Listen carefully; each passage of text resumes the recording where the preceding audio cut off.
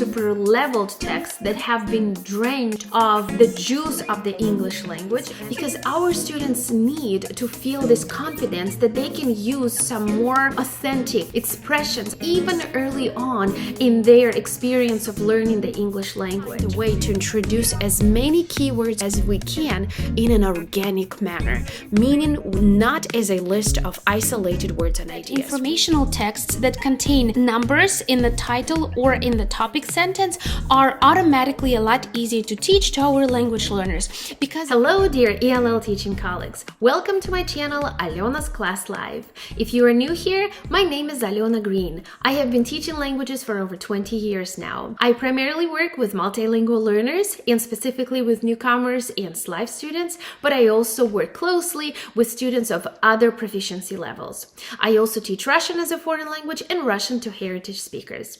My true dream is that one day all of us language teachers get together with a cup of tea or coffee or something else and talk all things languages. But for now, my channel is my place to hang out with you. So be my guest, stick around, and hopefully what I share with you today you will find helpful, practical, and useful. So today I'm going to share with you my algorithm of working with a text that I use with beginner learners.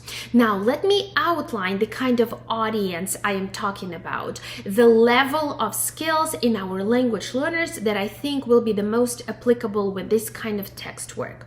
So these students should ideally have been in a language development program for at least 4 to 6 months so that they have picked up some survival English and perhaps some academic and content related vocabulary. They also have acquired some basic syntax understanding and also have been with you in some intensive phonics instruction so that they can read at least short vowel words, better long vowels as well, have picked up between 5 to 15 sight words. So now that we have outlined the level of student is most appropriate for the type of work I will be sharing with you, let me specify the kind of text I will be referring to. What I am not talking about is decodable texts that have been artificially created as a reading exercise to practice specific decoding reading rules. I'm also not going to be talking about super leveled texts that have been drained of the juice of the English language and are a little bit too artificial. I am talking about more authentic kind of texts that you can find perhaps in your social media, on some websites, in magazines, maybe a text from a textbook that you found particularly attractive. What's important for me in these texts when I choose them is that they still have at least 1 or 2 of authentic, good English expressions, because our students need to feel this confidence that they can use some more authentic and juicy, I keep calling them juicy, expressions of the English language even early on in their experience of learning the English language. Also, these texts should offer information on the topics that perhaps pique our students' curiosity, the topics that are cognitively appropriate for their age. Now, with that being said, we should still be realistic in terms of the level of difficulty of this text. If we have to explain every single sentence and so many words, then it kind of defeats the point of reading this for boosting our students' confidence and for learning new things. It will just get a little bit too much to enjoy this kind of work. So it takes practice in choosing the ideal texts for our beginner students, but hopefully my example today will give you a good model. The text I will be using today to demonstrate my algorithm to you came from this magazine. It's called Crave, and I picked it up in Fresh Time store.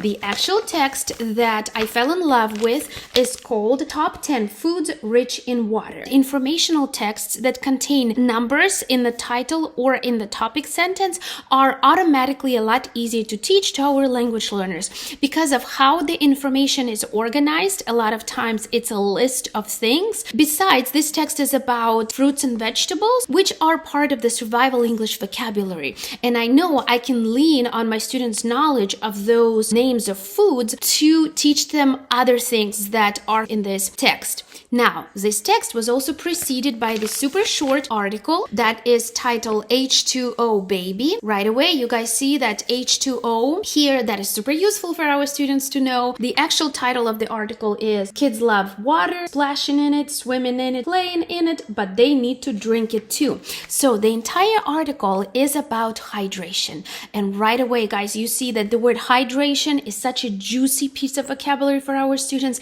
because it's a multitasker. The prefix hydro is going to be a great vehicle for our students to take them to other words: dehydration, hydrated, hydrogen. Also, this uses, just like you see in the title, action verbs. So again, a lot of things for us to use as those stepping stones to introduce new things for the language learners. And now for my algorithm. As you're preparing to teach, you want to identify which idea in the text you want the students to understand and to work with. Basically, you want to narrow down the focus of the text you will be working with. After this, you will identify the language necessary to 1. Understand this idea, which would be the receptive language, and or to express their understanding, which is productive language, so they can show what they learned. I think there are plenty of situations when it's appropriate to only work with the receptive language. For example, if you want to front load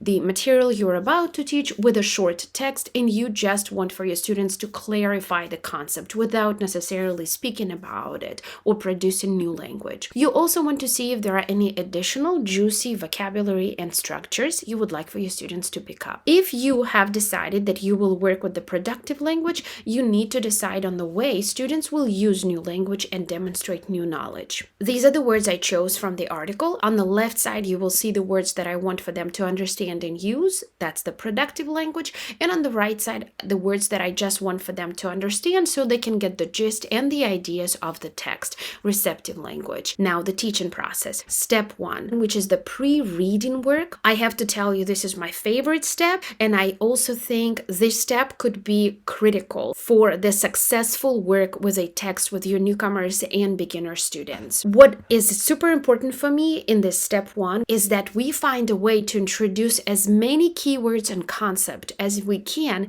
in an organic manner, meaning not as a list of isolated words and ideas. We want to engage our students as much as we can. We want to make this part of the text work as interactive as possible. And you also want to offer some hooks which will help you motivate your students. This was the way I decided to introduce the vocabulary and concepts of the article and the text I chose for my newcomers. I told them I will share something personal. I like to be healthy. They saw all of this on the board as I was writing it. And I said there are 3 ways I like to stay healthy. I said I do Zumba 2-3 times a week. I drink 8 cups of water every day, which was my sneaky way to introduce the concept of the text. I also fast for 16 to 24 hours a day. Some of my students did not know what the word healthy was. I try to show non-verbally, used some TPR, but also some of my students who were very fresh still ended up checking it with Google Translate. After that, I asked them if they knew what we measure water in because I shared 8 cups.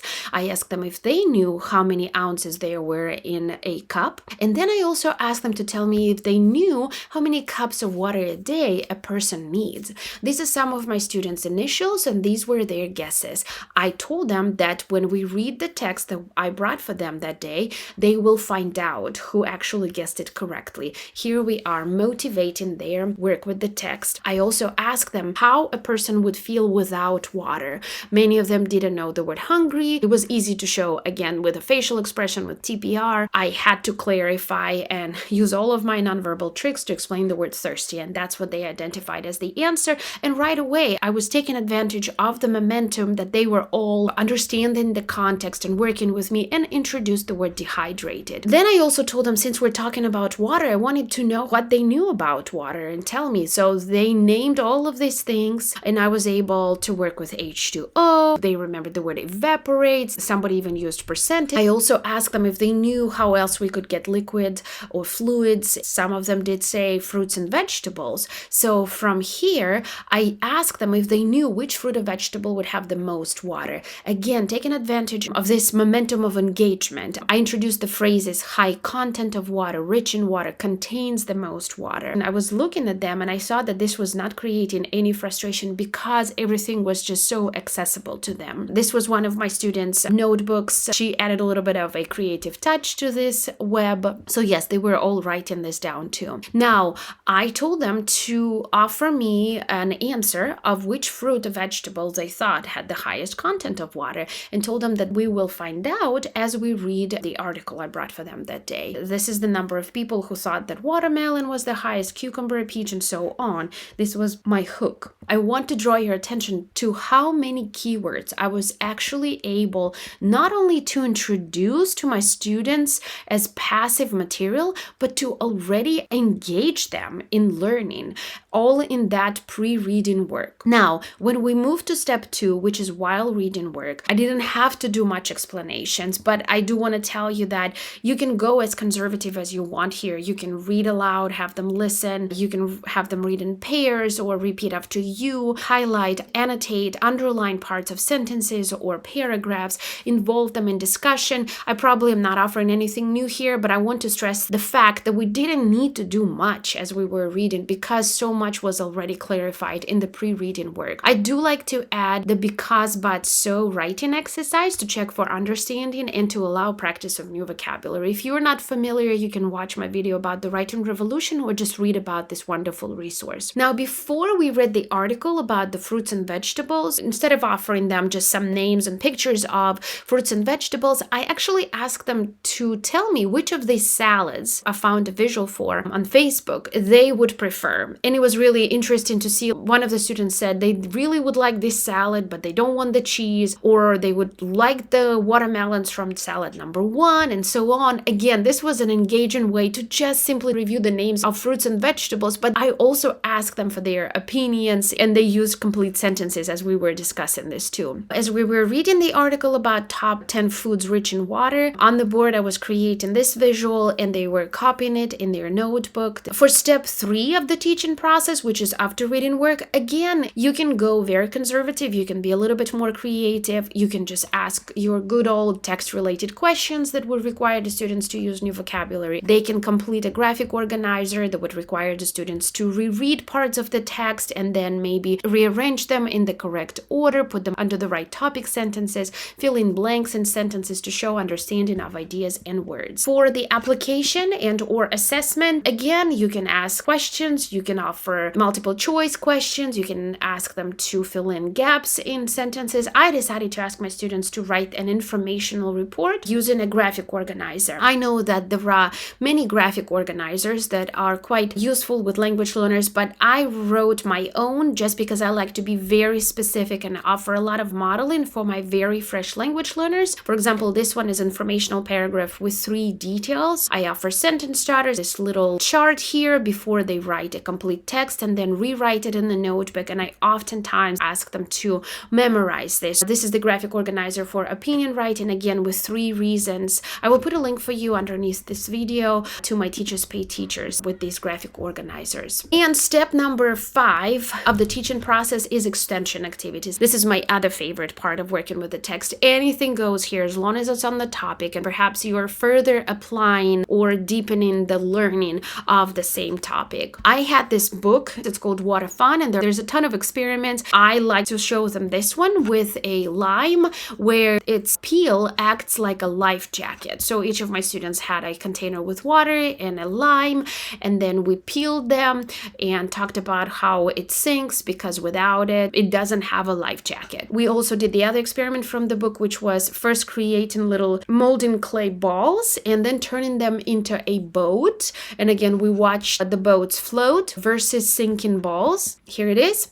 And I also had seen just a couple of days prior to teaching this lesson that my own kids were watching this video of a challenge for boat drawing in one take where you do this non-stop. So I decided to offer the same challenge to my students. They drew this on the board. The link to this challenge is here for you on this slide. And as a natural conclusion to the topic of water and fruit with the highest content of liquids and the importance of hydration, we had watermelon. Alright, I know this is a little bit longer than I like it to be. You will have this deck of slides with all the links and my ideas and with the algorithm as usual. I hope you will find it helpful. Happy teaching, everyone!